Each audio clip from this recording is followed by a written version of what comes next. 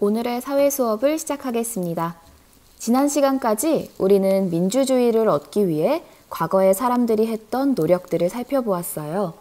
4.19 혁명부터 6월 민주항쟁까지 수많은 희생을 통해 얻게 된 민주주의와 그 이후에 어떤 결과들이 있었는지도 배웠죠.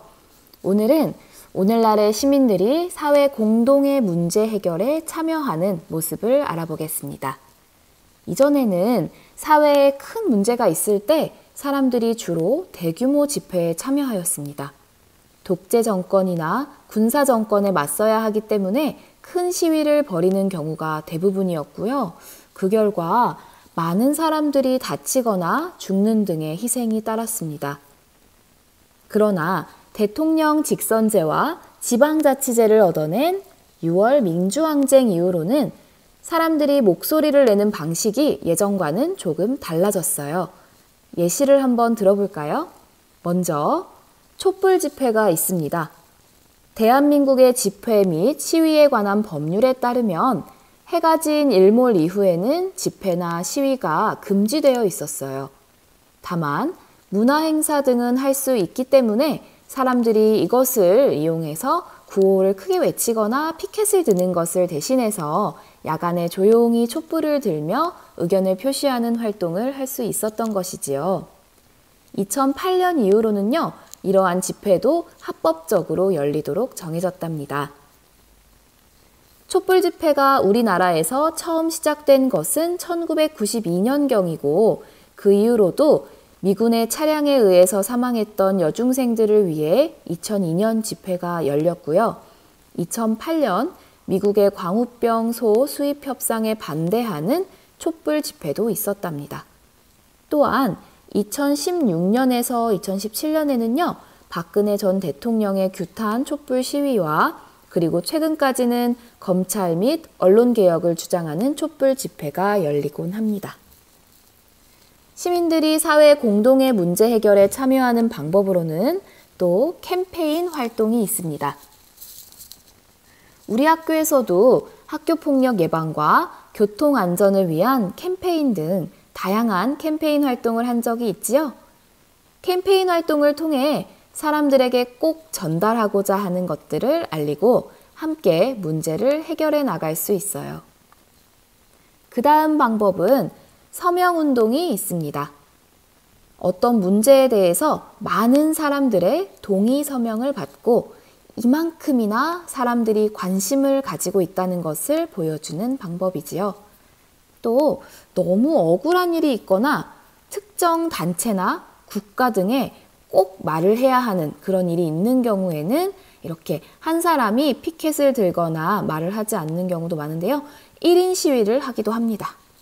여러분 시청이나 군청 또는 정부청사 같은 곳 앞쪽에 보면은 이런 분들이 종종 보여요. 모두 다 합법입니다. 그리고 또 여러분에게 익숙한 인스타그램, 페이스북, 트위터 등의 SNS에서 자신의 의견을 말하는 사람들도 종종 보이지요. 사실 이러한 다양한 방법들이 있는데 가장 확실하고 합법적인 방법이라고 하면 바로 선거나 투표가 아닐까 싶습니다. 자신의 생각과 비슷한 생각을 하고 있는 사람을 우리 지역의 대표나 나라의 대표로 뽑는 것입니다. 그래서 나라에서 공익광고 등으로 투표를 하라고 굉장히 강조하는 거예요. 만약 어떤 문제에 대해서 공식적으로 이야기를 나눌 자리가 생긴다면 그것은 바로 공청회라고 부르는 것인데요. 이 자리에 참석해서 자신의 의견을 공개적으로 말할 수도 있답니다. 이렇게 누군가를 나 대신 뽑거나 내 의견을 SNS나 시위 등으로 표현하는 방법 이외에도요. 내가 직접 정치인이 되어서 나와 의견이 같은 사람들이 많이 모인 정당이라는 곳에 가입하기도 합니다. 내가 바로 시민들의 대표가 되는 것이죠. 그렇다면 다양한 참여 방법들을 알아보았는데요.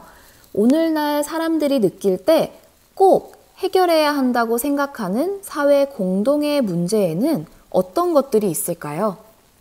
예를 들자면 여름철 냉방 온도 조절과 또 환경보호에 관한 문제에 사람들이 많은 관심을 가지고 있죠. 그리고 또 공공기관에서 어떠한 정책을 펼치는지, 어떤 법을 만드는지 이런 것들과 사람들이 선거에 잘 참여하도록 만드는 것도 이런 문제라고 볼 수가 있습니다. 그래서 이것들 모두 우리 주변에 여러 가지 실생활 문제라는 거 알 수 있지요. 이런 다양한 문제들에 대해서 오늘날 시민들은요, 평화적이고 민주적인 해결 방법을 보여주고 있답니다. 총을 쏘거나 누군가를 이렇게 해치거나 하는 방식이 아니죠. 그에 따라서 더 많은 시민들이 사회 공동의 문제를 해결하는데 다양한 방법으로 참여할 수 있게 되었고요. 우리 사회의 문제들이 원만하게 해결되면서 민주주의가 정착되었다고 할 수 있겠습니다. 여러분도 여러분이 살아가는 지역사회나 생활 주변에서 공공의 문제나 불편한 점을 느낀 적이 있나요? 만약 있다면 그러한 문제들을 어떻게 해결할 수 있을지 생각해 보세요. 오늘 수업은 여기까지입니다. 안녕.